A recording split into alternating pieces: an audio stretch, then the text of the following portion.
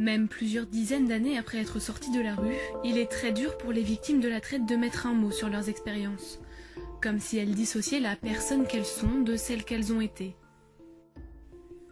Pour la spécialiste italienne de la question de la traite des migrantes, Raffaella Pasquale, c'est parce qu'une fois sauvées, elles ne veulent plus être la personne qui a été exploitée.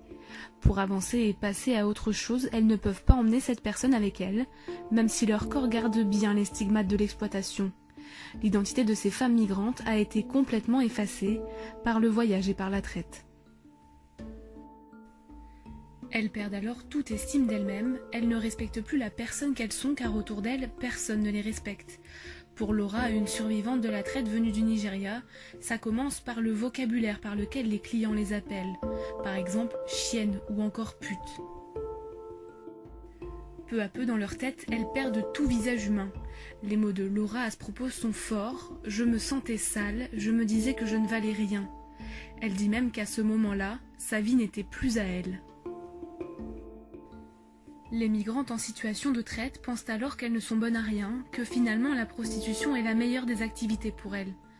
D'ailleurs, pour la professeure italienne, si on veut sortir une femme d'une situation de traite, il est important de le faire dans ses premières années d'exploitation, car l'identité s'efface de plus en plus avec le temps. Après ne serait-ce qu'un an dans la rue, elles commencent à être résilientes à l'idée d'exploitation. Elles se disent par exemple « ça c'est ma vie maintenant ». Rocio Nieto aide ces femmes depuis près de 40 ans et elle conserve des photos de chacune d'entre elles.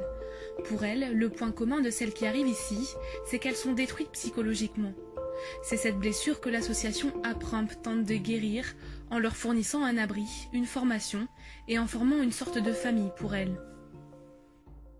C'est bien cette perte d'identité et de repères, cette dissociation entre leur corps et celle qu'elles sont, qui les maintient dans la prostitution et qui paradoxalement peut aussi les en faire sortir, par exemple si elles deviennent mères.